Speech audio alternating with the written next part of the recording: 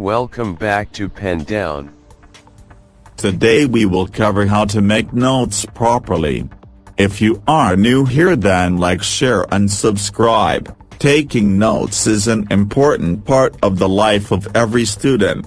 There are two main reasons why note-taking is important when you are reading or listening. Taking notes helps you concentrate. In order to take notes, to write something sensible, you must understand the text.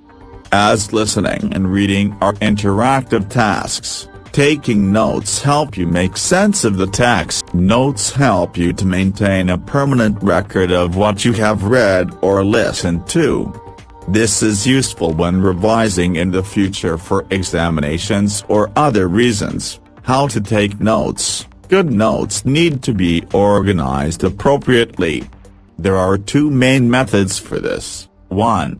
List.